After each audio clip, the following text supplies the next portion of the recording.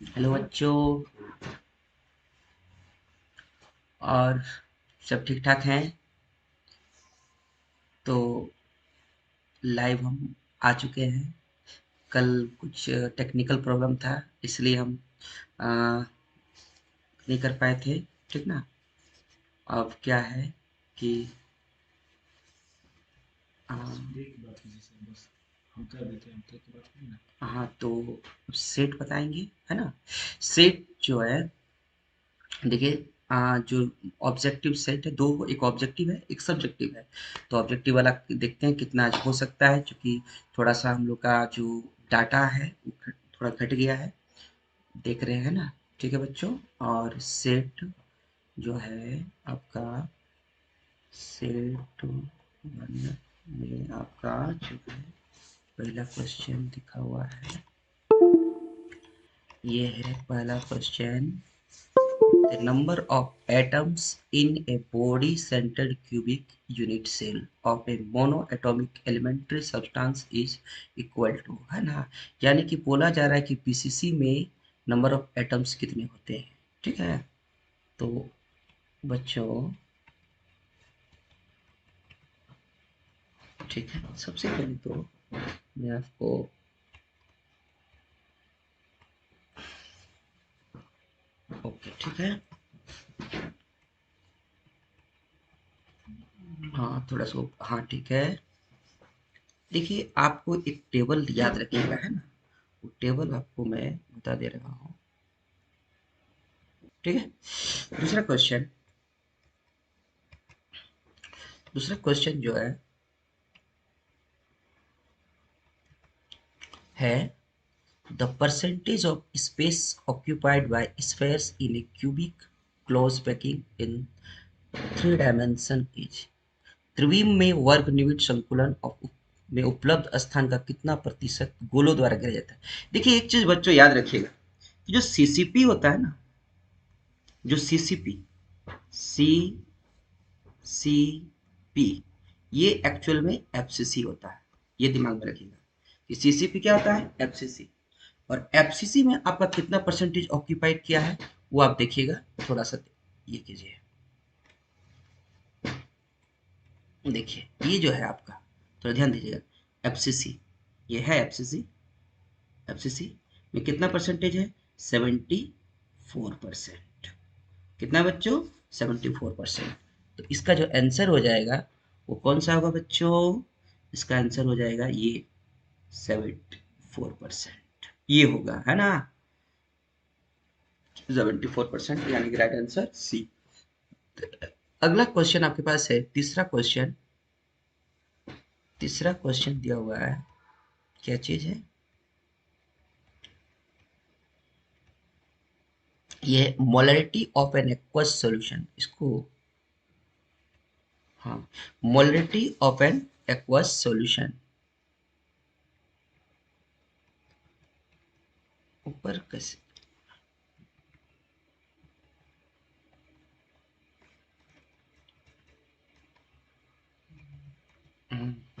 ये तीसरा क्वेश्चन है, क्या है? Molarity of an aqueous solution containing 40 gram of NaOH in 2 litre of solution is, है ना? दिया कितना, 40 ग्राम, यानी कि 2 लीटर जलीय घोल में उपस्थित विलयन की मोलरता। अच्छा बच्चों, हम बताए थे मोलरिटी का फॉर्मूला। ठीक है, मोलरिटी इक्वल टू क्या होता है? Molarity, molarity equal to N by V, right? तो एन आपके पास कितना है बच्चों? एन, एन दिया हुआ नहीं है, गिवन मास। ठीक है, ओके, मेरे पास कितना है given mass? Given mass, N दिया हुआ नहीं है ना, तो गिवन मास कितना दिया हुआ है? 40 ग्राम, 40 ग्राम, ओके। उसके बाद NaOH का molar mass, molar mass of NaOH, molar mass of NaOH, okay, molar mass of NaOH, है ना? मोल,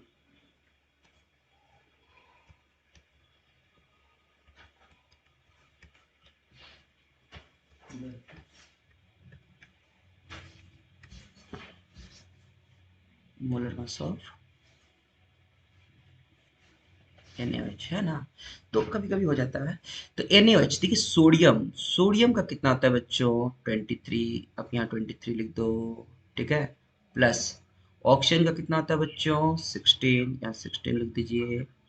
प्लस और H का कितना होता है, 1। तो ये आपका हो जाएगा कितना बच्चों, 40 ग्राम पर मोल, ठीक है ना। तो आपको एन इक्वल टू क्या था, गिवन मास है मोलर मास।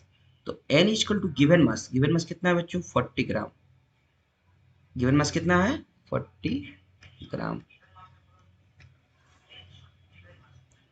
ये है 40 बाई कितना, 40 मोल इक्वल टू कितना आ जाएगा, 1, है ना। अब आपका एन है, भी कितना दिया हुआ है, भी क्वेश्चन में देखिए ध्यान से, ये देखिए 2 लीटर दिया हुआ है ना, 2 लीटर, 2 लीटर दिया हुआ है, 2 litre.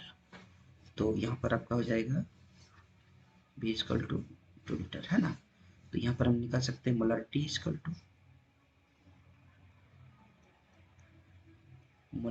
To N by V. तो एन आपके पास कितना है, 1, ओके। और भी कितना है, 2, हो गया। तो ये आपका हो जाएगा मोल पर पर लीटर, है ना। मोल पर लीटर है। और 1/2 यहाँ तो फ्रैक्शन नंबर में दिया नहीं है, तो क्या कीजिए, पॉइंट डेसिमल में दिया हुआ है 0.5, क्या चीज, मोल पर लीटर, है ना। यानी कि पहला आपका जो आंसर होगा वो ये है 0.5, ये आंसर है, ओके। यानी राइट आंसर ये हो जाएगा। अगला चौथा नंबर क्वेश्चन दिया हुआ है, चलो चौथा नंबर क्वेश्चन में है, EMF of a cell with nickel and copper electrode will be,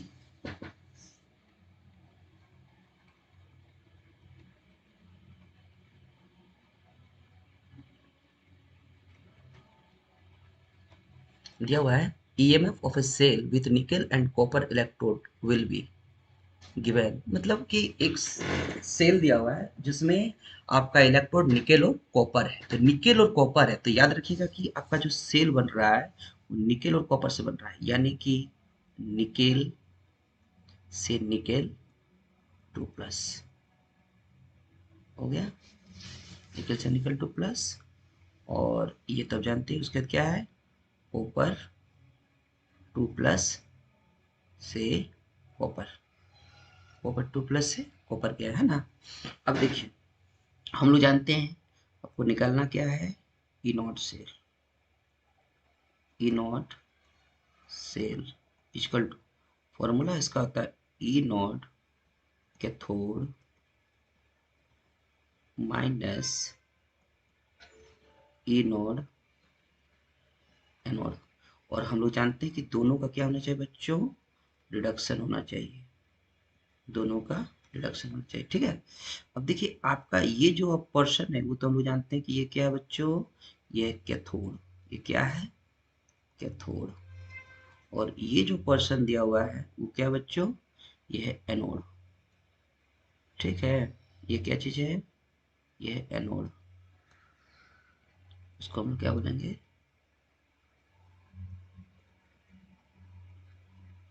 anode. ये एनोड है ना।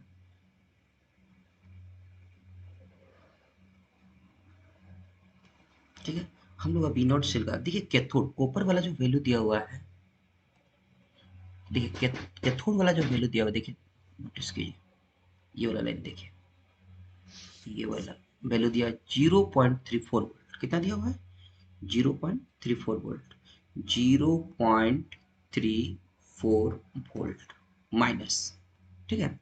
और आपका निकेल का कितना दिया हुआ है, निकेल का वैल्यू दिया -0.25, ये देखिए ये दिया हुआ है ना, ये देखिए ये वैल्यू ये दिखा दे रहा है, ये आपका है कितना बच्चों, -0.25, ठीक है।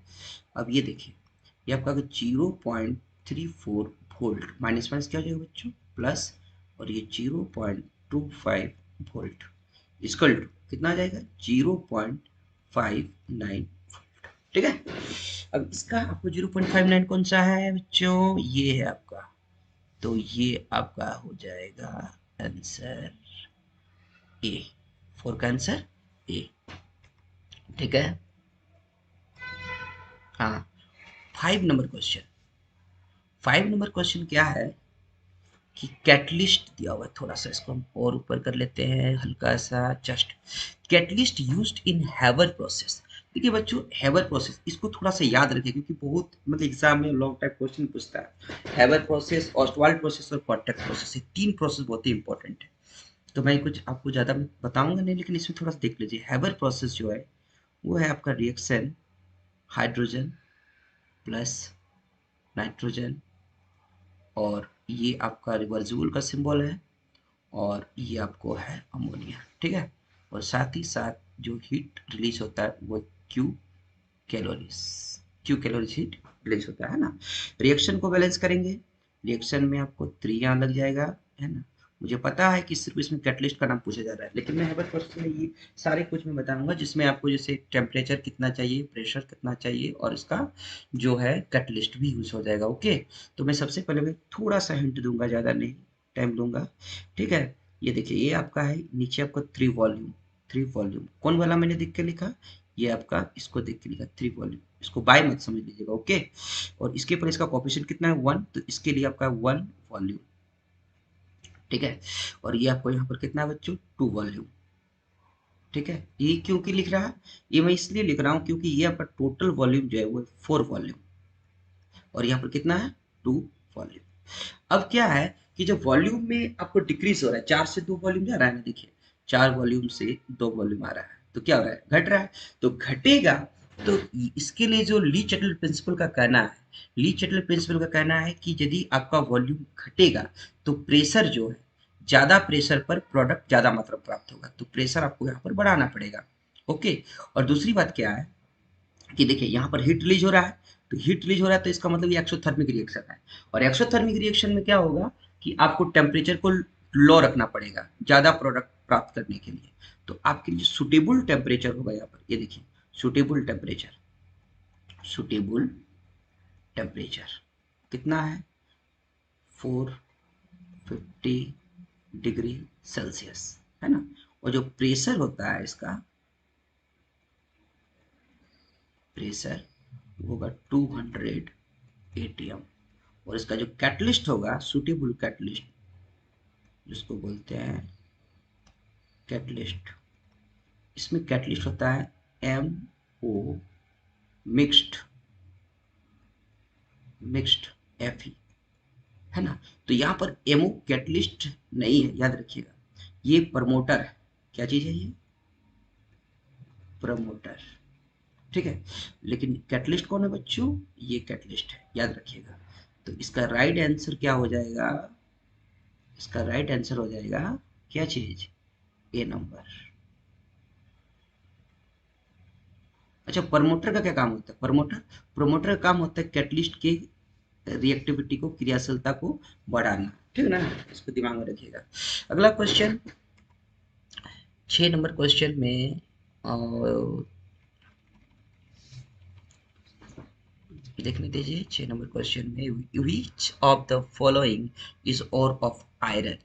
देखिए एफी की आयरन, कुछ मैंने आयरन एफी का जो ओर्स है उसको मैंने कुछ लिखाया था, उसमें से एक था रेड हेमाटाइट था, है ना, आयरन पायराइट था, सिडेराइट था। ठीक है, तो आपको क्या हो जाएगा एफी का, एफी का हो जाएगा ये हेमेटाइट, ये क्या हो जाएगा आंसर, हेमेटाइट, ए आंसर, इसको याद रखिएगा, A answer haematite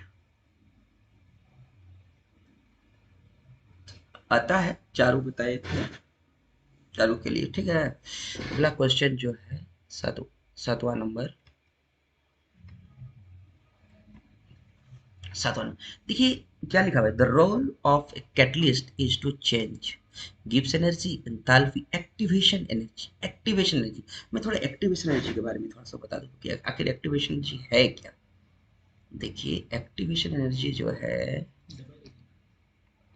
activation energy, जैसे कि मान लीजिए कोई रिएक्शन है, मान लीजिए कि X2 है, ओके, प्लस Y2 है, ओके, तो इससे मेरा क्या बनता है, एक्स वाई, ठीक है, ये एक्स वाई क्या है, प्रोडक्ट है, एक्स वाई प्रोडक्ट। तो इसके एक्स वाई बनने से पहले एक होता है एक्टिवेटेड कॉम्प्लेक्स, इसको बोलते हैं एक्टिवेटेड कॉम्प्लेक्स, या आप इसको जो कहिए, है ना, ये देखिए डॉट लाइन से है। तो ये जो एक्स वाई बनने के पहले एक फॉर्मेशन होता है, इसको बनने में जो एनर्जी चाहिए उसको हम लोग क्या बोलते हैं, एक्टिवेशन एनर्जी। क्या बोलते हैं बच्चों इसको, इसको बोलते हैं एक्टिवेशन एनर्जी, एक्टिवेशन एनर्जी। तो जब आप कैटलिस्ट डालोगे तो जाहिर सा बात है कि ये आपका जो है रिएक्शन चेंज करे, इस ये जो है आपको जल्दी से प्राप्त होगा, और जल्दी से प्राप्त होगा तो ये चेंज करेगा, यानी इसका जो राइट आंसर होगा वो क्या होगा बच्चों, ये एक्टिवेशन एनर्जी सी हो जाएगा, ठीक है, एक्टिवेशन एनर्जी, ये है बच्चों, ओके। अगला question,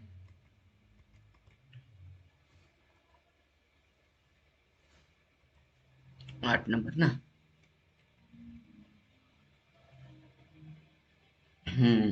which of the following is independent of temperature, यानी कि निम्नलिखित में से कौन ताप पर निर्भर नहीं करता है, ताप। एक चीज याद रखें बच्चों कि ताप का प्रभाव किस पर पड़ता है, ताप का प्रभाव पड़ता है वॉल्यूम पर, और ये है मास। तो ताप का प्रभाव किस पर पड़ेगा, वॉल्यूम पर। ताप का प्रभाव जो है कभी भी मास पर नहीं पड़ता है। अब यहाँ पर ऐसा तो कुछ ऑप्शन दिया हुआ नहीं है, तो मैं आपको बताता हूँ कि ये जो है मोलारिटी, मोलारिटी क्या होता है, मेरे सब सुनिएगा ना, मोलारिटी, मोलारिटी क्या होता है कि 1 लीटर सोल्यूशन में जो खुला हुआ रहता है सॉल्यूट का नंबर ऑफ मोल्स, उसको मोलारिटी कहते हैं। The number of moles of solute dissolve in 1 litre of solution is called molarity. और मोलारिटी में क्या होता है, the number of moles of solute dissolve in 1 kg of solvent. क्या होता है मोलारिटी में, the number of moles of solute, है ना, यानी कि सॉल्वेंट होता है इसमें, सॉल्वेंट कितना होता है 1 kg, है ना, और सॉल्यूट जो है, सॉल्यूट तो एन जो है, जो भी रहेगा आपका, उससे कोई मतलब नहीं है। बाद में नंबर ऑफ मोल्स जो खुला रहेगा, बाकी इसमें क्या है, मोलरिटी में हमको वॉल्यूम चाहिए 1 लीटर में, कितना में, 1 लीटर में, और ये मोलरिटी तो हम लोग दिखा ही रहे हैं 1 kg में, है ना। और ये मोल, ये क्या है नॉर्मेलिटी, नॉर्मेलिटी में क्या होता है 1 लीटर सॉल्यूशन में घुले हुए सॉल्यूट के ग्राम इक्विवेलेंट की संख्या को। तो यहाँ भी आपको क्या चीज हुआ, 1 लीटर हो गया। और आपको ये सब फॉर्मेलिटी क्या होता है कि 1 लीटर सॉल्यूशन में घुले हुए सॉल्यूट, आयनिक सॉल्यूट बोले या आयनिक कंपाउंड के मोल की संख्या को, आयनिक कंपाउंड जैसे NaCl हो गया, NaOH हो गया, लेकिन ये कितना में घुल रहा है, 1 लीटर में घुल रहा है। यानी कि इस तीनों में देखिए बच्चों, यहाँ तीनों में तीनों वॉल्यूम है, तीनों क्या है बच्चों, वॉल्यूम है। और यहाँ पर देखिए ये मास है, इसका मतलब है कि यहाँ पर आपका जो राइट आंसर होगा वो क्या होगा, मोलिटी होगा, राइट। तो आंसर क्या हो जाएगा, मोलिटी, ठीक है। अगला क्वेश्चन जो है 9 नंबर के लिए देख लेते हैं। देखिए, the molar conductivity of an electrolyte increases. देखिए हम लोग बताए थे कि आपका जो कोई भी आपको कंडक्टेंस है, किसी भी कंडक्टेंस का जो मान होता है वो क्या होता है कि डाइल्यूशन करने पर नंबर ऑफ आयंस बढ़ेगा, तो नंबर ऑफ आयंस आयंस बढ़ने पर मोलर कंडक्टिविटी बढ़ता है। लेकिन सिर्फ कंडक्टिविटी जो है उसका मान घटेगा, तो यहाँ कंडक्टिविटी क्वेश्चन नहीं है बच्चों, यहाँ क्वेश्चन क्या है, मोलर कंडक्टिविटी। यदि सिर्फ कंडक्टिविटी होता तो फिर घटता, लेकिन मोलर कंडक्टिविटी है ना, तो मोलर कंडक्टिविटी के लिए से डाइल्यूशन जब इंक्रीज करेंगे तो ये बढ़ जाएगा, ओके। यानी कि डाइल्यूशन इंक्रीज होना चाहिए तब ये इंक्रीज करेगा, नहीं तो फिर उल्टा हो जाएगा, है ना। राइट आंसर इसका 9 होगा। अगला क्वेश्चन, अगला क्वेश्चन है N25 में नाइट्रोजन का कोवैलेंसी क्या है, covalence, what is the covalence of nitrogen in nitrogen pentoxide. देखिए नाइट्रोजन पेंटाऑक्साइड में आपको ये बताना है कि नाइट्रोजन का कितना बॉन्ड भाग ले रही है, कितना इलेक्ट्रॉन पेयर शेयर कर रहा है, इसको बताना पड़ेगा, है ना बच्चों। तो इसके लिए हम क्या करेंगे, थोड़ा सा इसको ऊपर ले जाते हैं, थोड़ा सा, ज़्यादा नहीं, ठीक है। तो एक्चुअल में इसका जो स्ट्रक्चर होता है,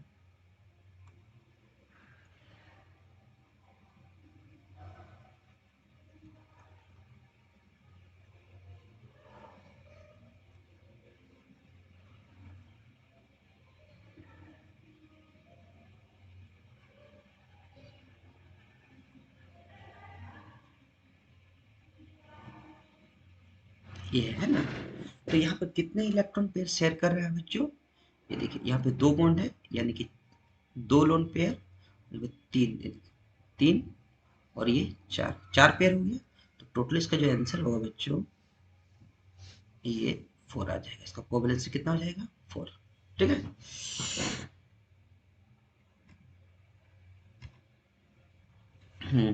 विच of the following ion will form coloured compound? देखिए आप लोग को मैंने बताया था कलर्ड कंपाउंड कंडीशन क्या होता है। कलर्ड कंपाउंड कंडीशन होता है कि आपके पास लॉन पेयर होना चाहिए, कि सॉरी लॉन पेयर बोल रहे, अनपेयर्ड इलेक्ट्रॉन। अनपेयर्ड इलेक्ट्रॉन यदि आपके पास है कंपाउंड में या आयन में, तो वो क्या हो जाएगा? वो आपका कलर्ड होगा। लेकिन यदि अनपेयर्ड इलेक्ट्रॉन जीरो है,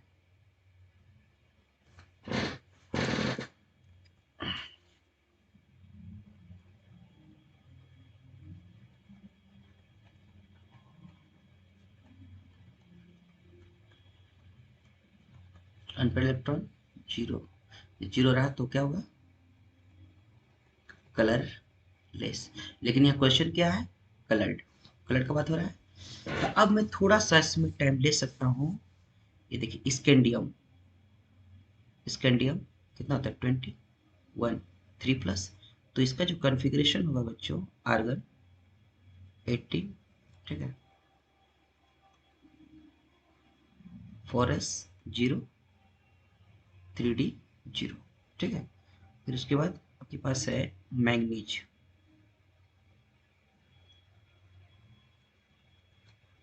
मैंगनीज 25 में 2+।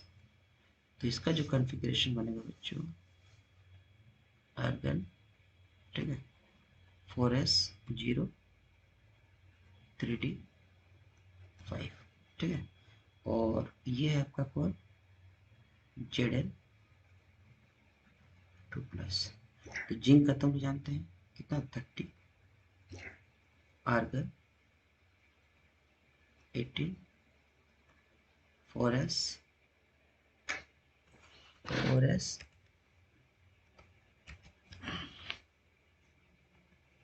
4s 0 और 3d 5 होगा।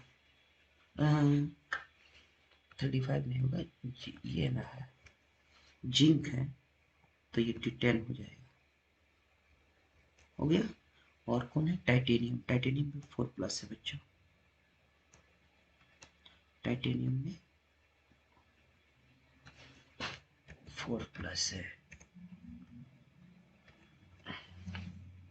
टाइटेनियम 4+।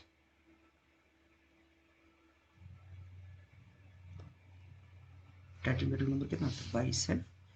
तो ये आपका हो जाएगा आर्गन 18, 4s 0, 3d। याद रखिए पहले 4s से इलेक्ट्रॉन निकालेंगे, है ना। तो 4s से इलेक्ट्रॉन निकालेंगे, एक्चुअली 4s2 होता है। अब देखिए नोटिस कीजिएगा, ये आपके पास डी, डी जो होता है वो कितना था? D10 पूरा भरा हुआ है। देखिए इसमें डी में जीरो नहीं, इसमें अनपेयर्ड इलेक्ट्रॉन कितना है? जीरो। तो कलरलेस हो गया, ठीक है। ये देखिए D10 है, और D10 रहेगा तो अनपेयर्ड इलेक्ट्रॉन जीरो, याद रखिएगा कि D10 यदि रहा तो इसका अनपेयर्ड इलेक्ट्रॉन कितना होगा बच्चों? ये अनपेयर्ड इलेक्ट्रॉन जीरो हो जाएगा। तो ये भी कलरलेस हो गया,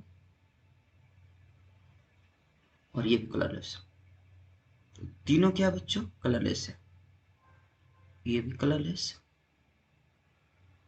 ये भी कलरलेस, और ये भी कलरलेस। तो आपका ये क्या हो जाएगा? कलर्ड हो जाएगा, क्योंकि इसमें अनपेयर इलेक्ट्रॉन कितना होता है? 5। कैसे होगा? यदि आप कहिएगा तो हम थोड़ा बता देते हैं। ये देखिए डी, डी है ना, डी में 5 बॉक्स होते हैं। जगह डी में कितने बॉक्स होते हैं? 5। ये देखिए, है ना, 1, 2, 3, 2, 5।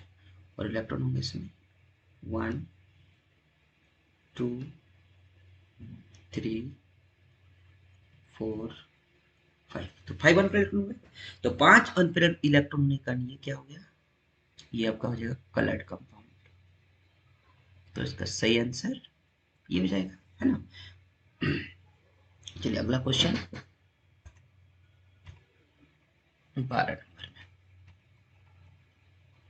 The spin only magnetic moment of M2 plus. देखिए ध्यान दीजिएगा कि जेड दिया 27, तो एटॉमिक नंबर जेड यानी 27 जो है ना बच्चों, ये कोबाल्ट होता है। एटॉमिक नंबर जेड 27 कोबाल्ट होता है। कितना क्या होता है, कोबाल्ट। तो कोबाल्ट पे कितना 2 प्लस, तो इसका एटॉमिक, इसका कन्फिगरेशन क्या होगा, आर्गन। तो 2 इलेक्ट्रॉन निकालना है तो 4s खाली हो जाएगा, 4s 0, और 3d कितना आ जाएगा 7, 3d 7, s तो खाली है, और डी में कितने बॉक्स है, 5,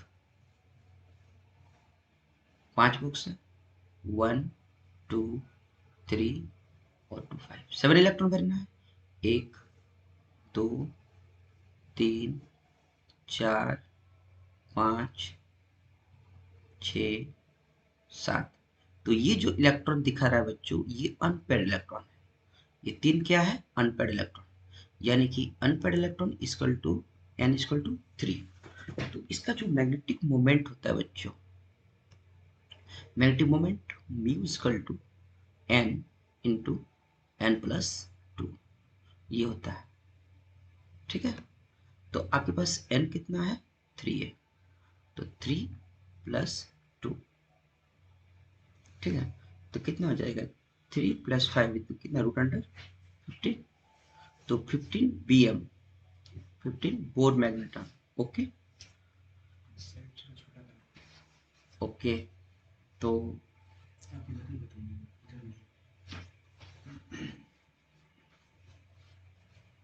तो अब क्या करें, रूट अंडर 15, 15 को हम लोग क्या करना है, स्क्वायर रूट निकालना है। ओके, तो यहाँ पर हम स्क्वायर रूट निकालेंगे 15 का,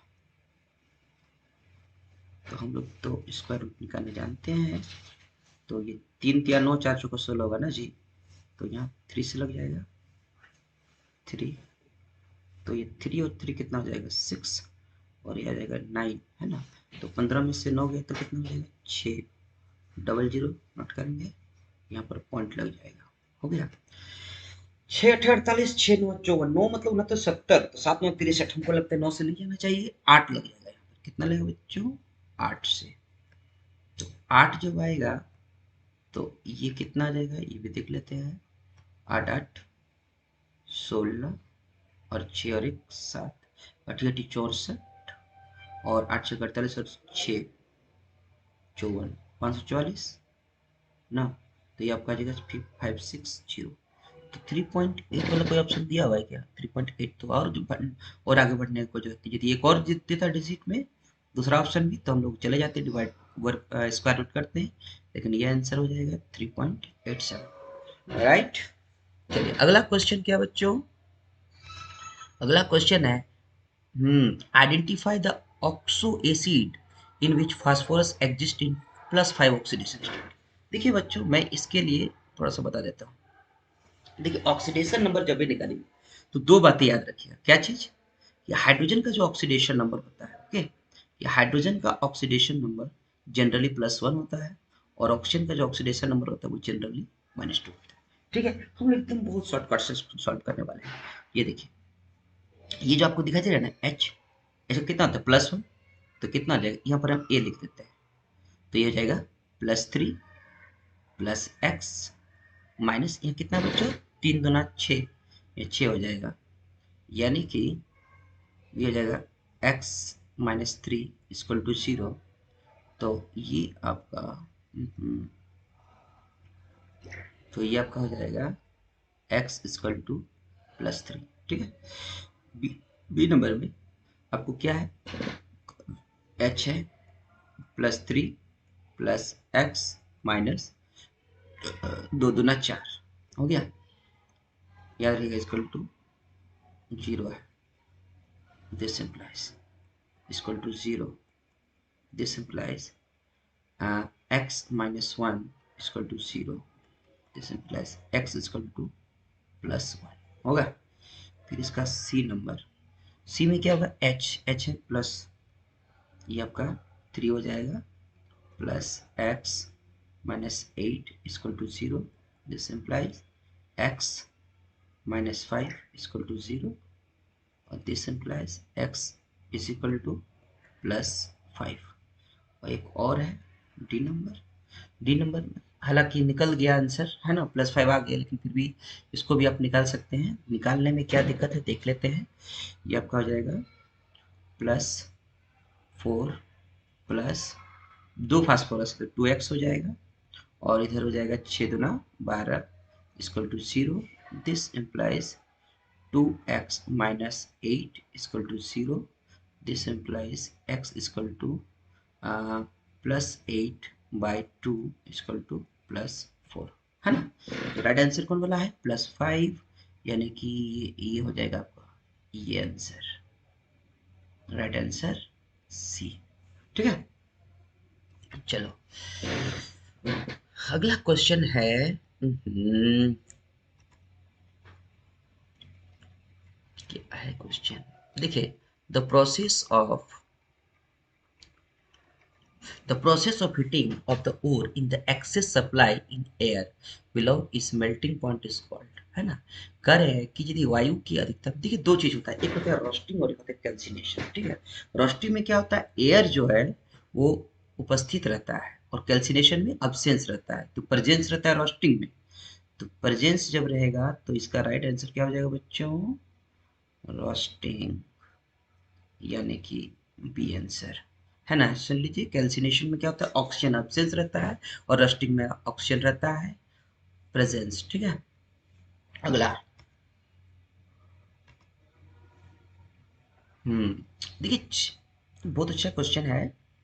विच of the following ligand for chelate, देखिए चिलेट का मतलब क्या था, चिलेट लिगेंड, जैसे कि आपको क्या करना है, चिलेट बनाने के लिए आपके पास कम से कम एटलीस्ट दो, मतलब कि दो डोनर आइटम होना चाहिए। चिलेट बनाने के लिए क्या होना चाहिए, दो डोनर आइटम। जैसे कि मान लीजिए आपके पास है पीटी ईएन का होल टू। ठीक है, तो ईएन मतलब क्या होता है, इथिलीन डाइएमीन होता है। ठीक है, तो इथिलीन डाइएमीन जो है, ये देखिए NH2 CH2 CH2 CH2 NH2, ये आपका हो गया। तो इसमें कितने डोनर एटम है, दो डोनर एटम है।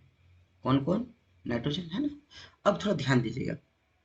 अब ए नंबर में कौन है, एसीटेट, CH3। ये देखिए यहाँ पर ये मोनोडेंटेट है, बस हम ये क्या बच्चों, इसमें एक डोनेटम है, ऑक्सीलेट बन देखिए, ऑक्सीलेट, ऑक्सीलेट का होता है,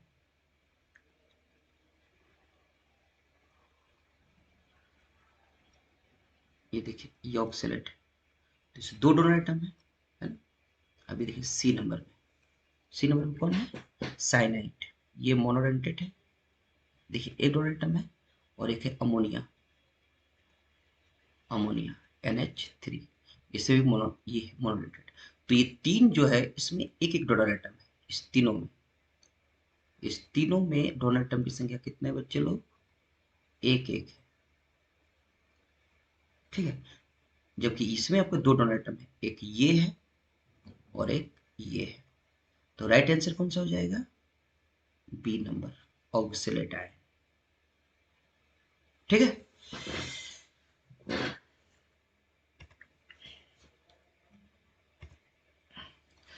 देखिए ये दिखा, the number of halide ion in PTNH3 का whole 3Cl2Br Cl will be, मतलब इसमें हेलोजन आयन की संख्या पूछा जा रहा है। ठीक है, देखिए इसके लिए आप क्या कीजिए, ये देखिए यहाँ पे PTNH3 का होल 3Cl2Br। ठीक है, और इस Cl को आप तोड़ दीजिए आयन में, तो क्या टूटेगा, PTNH3 का होल 3Cl2Br। ठीक है, एक प्लस चार्ज और एक Cl माइनस हुआ। देखिए इसको हमने तोड़ दिया, इसको हमने अलग कर दिया। ओके बच्चों, तो इसको अलग कर दिया, तो इसमें कितने हैलाइड आयन बताइए, एक गो है, दो गो, तीन गो, कितना है, चार। तो इसमें हमको दिखाई दे रहा है कितना है बच्चों, एक है, तो इसका राइट आंसर एक हो जाएगा। ठीक है, अगला क्वेश्चन, अगला क्वेश्चन देखिए ध्यान से, ये रिएक्शन है, ये आपके पास दिया हुआ है।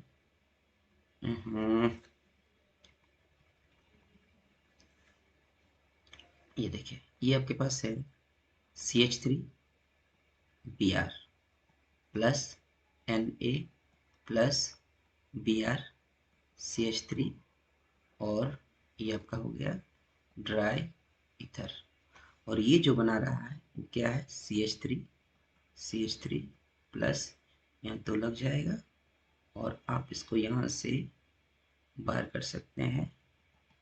ठीक है, और दो ठो NaBr, तो इसको बोलते हो ऊर्ज रिएक्शन। क्या बोलते हैं बच्चों, ऊर्ज रिएक्शन। क्योंकि फ्रेडल क्राफ्ट रिएक्शन में क्या होता है कि फ्रेडल क्राफ्ट रिएक्शन में आपके पास अल्काइल हैलाइड तो रहता है, लेकिन आपको एरोमेटिक कंपाउंड रहता है। ठीक, ऊर्ज रिएक्शन में ये है, ऊर्ज रिएक्शन अल्काइल हैलाइड को जब सोडियम के साथ ड्राई ईथर के उपस्थिति में रिएक्शन कराएंगे तो अल्केन बनता है। ये भी बात कर लेते हैं हम लोग। एक है फिटिज रिएक्शन, तो फिटिज रिएक्शन में एराइल हैलाइड रहता है, कौन रहता है, एराइल हैलाइड। और ऊर्ज फिटिज रिएक्शन में दोनों रहता है, एराइल हैलाइड भी रहता है फिटिज के लिए और ऊर्ज के लिए अल्काइल हैलाइड। तो ये जो एग्जांपल है वो किसका एग्जांपल होगा बच्चों, ये एग्जांपल है ऊर्ज रिएक्शन का, तो राइट आंसर बी हो जाएगा। ठीक है, चलिए अगला क्वेश्चन क्या दिया हुआ है, एल्कोहलिक केमिस्ट के साथ रिएक्शन हो जाए अल्काइल हैलाइड का, है ना बच्चों। देखिए ये है आपके पास, इसको मैं ओपन बताऊंगा, है ना, ओपन स्ट्रक्चर करके। ये देखिए Br, ये है आपका H, और ये है आपका, ये बच्चों इलिमिनेशन रिएक्शन है। यदि यहाँ पर एक्वस होता है ना, इस जगह में यदि एक्वस होता तो दिखाता सब्स्टिट्यूशन रिएक्शन, और अल्कोहलिक है तो अल्कोहलिक जो है वो इलिमिनेशन शो करता है। ये रिएक्शन यहाँ पर क्या करेगा, इलिमिनेशन, अल्कोहलिक है ना। किस तरह से, ये देखिए आपको KBr बाहर निकल जाएगा, और यहाँ से आपको जो है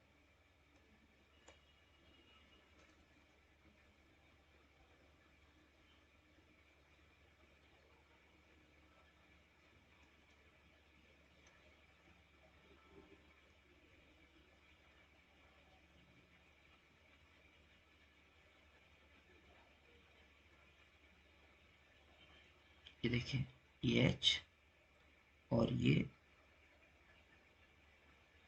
OH हुआ ना, ये आपको क्या बनाएगा, H2 बना देगा।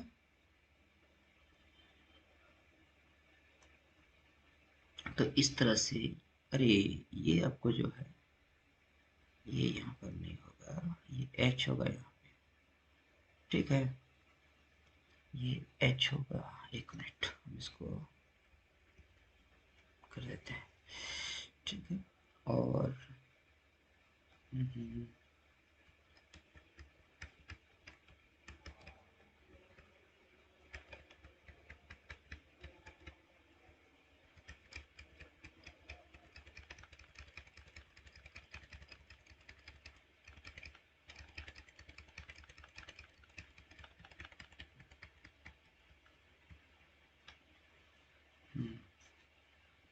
ये आपको है यहाँ पे H प्लस KOH, क्या रहेगा, अल्कोहलिक, है ना। तो यहाँ से आपको KBr निकाल देंगे हम लोग, KBr, और यहाँ से OH और H, यानी कि हम लोग ये रिएक्शन होगा वो बना देगा इथिलीन। ठीक है, और KBr और H2। यहाँ पर मैं थोड़ा सा नोट बताना चाहूँगा कि इसी रिएक्शन को यदि होता एक्वस KOH,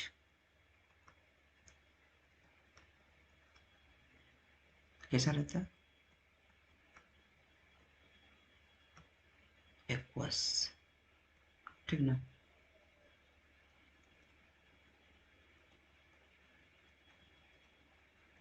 तो ये अल्कोहल बना लेता है, इथाइल अल्कोहल ऐसे।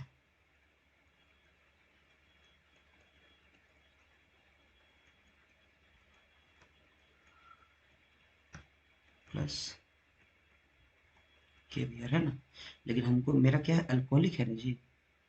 तो अल्कोहलिक है, तो ये राइट आंसर क्या हो जाएगा, इथिलीन, ये वाला बनेगा CH2। अच्छा ओके, मेरी बात समझ में आ रहा है कि नहीं आप लोग को? आवाज आ रहा है ना बच्चों? कौन बोला था रे बाबा? एक मिनट, 18-19 नंबर क्वेश्चन बताने वाले हैं। 19, butane two all, butane two all, butane two all, देखते हैं। देखिए ब्यूटेन टू ऑल का बात हो रहा है ना, ब्यूटेन टू ऑल, ये देखिए, ये देखिए ब्यूट हुआ किसी, ये आपका देखिए 1 डिग्री कार्बन है, ओके, ये 2 डिग्री कार्बन है, ओके, ये 2 डिग्री कार्बन है, ओके, और ये 1 डिग्री कार्बन है। अब ब्यूटेन टू ऑल, ये है आपका ब्यूटेन टू ऑल, कहीं पर भी थी। अब एक चीज याद रखो, बड़ा आसान है कि 1 डिग्री को पहचानना और 2 डिग्री को पहचानना। देखिए 1 डिग्री कार्बन किसे कहते हैं, जिसका एक बॉन्ड कार्बन जुड़ा हो, तो देखिए इसका एक बॉन्ड कार्बन जुड़ा हुआ है। 2 डिग्री किससे कहते हैं, जिसका 2 बॉन्ड कार्बन जुड़ा है, एक बॉन्ड ये है और एक बॉन्ड ये है। इसको भी 2 डिग्री इसलिए कहेंगे क्योंकि इसका एक बॉन्ड और इसका एक बॉन्ड, ये कार्बन जुड़ा हुआ है, और इसका एक ही बॉन्ड कार्बन जुड़ा है, इसलिए 1 डिग्री हो गया। और चूंकि टू ब्यूटेन टू ऑल में क्या होगा कि OH जो है वो कितना डिग्री कार्बन जुड़ रहा है, ये, तो इसको हम लोग क्या बोलेंगे, 2 डिग्री अल्कोहल। क्या बोलेंगे इसको बच्चों, 2 डिग्री अल्कोहल। यानी कि राइट आंसर क्या हो जाएगा, ये 2 degree alcohol, right answer B हो जाएगा। ठीक है बच्चों, मैं ये लास्ट क्वेश्चन बताऊंगा और अगले क्लास, अगले 3-15 क्वेश्चन और बना दूंगा, ठीक है। क्योंकि डाटा जो है बहुत खत्म हो गया, बहुत आज मेहनत की है, ठीक है। और ये देखिए 443 है ना, ये है आपका इथाइल अल्कोहल इथेनॉल है ना, इसको हम लोग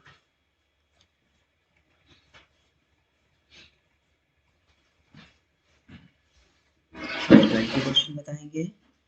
ओके, ये देखिए इथाइल अल्कोहल है, ये है इथाइल अल्कोहल।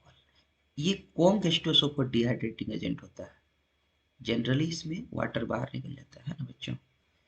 तो ये देखिए कॉन्क H2SO4 रहेगा, कॉन्क H2SO4, ठीक है।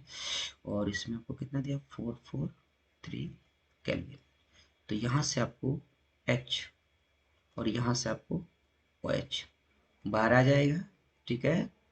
और इस तरह से जो बनेगा,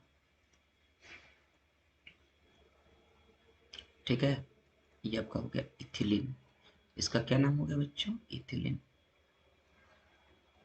इथिलीन। राइट आंसर इसका होगा ए, ठीक है, ए हो जाएगा। अब एक है कि अब अगला कुछ जो 15 क्वेश्चन बचा हुआ है वो मैं नेक्स्ट वीडियो में बताऊंगा। और बस ठीक ठाक से रहिए। ओके, मिलते हैं फिर अगले वीडियो में। और मेरे चैनल को लाइक सब्सक्राइब जरूर कर दीजिएगा, समझे कि नहीं?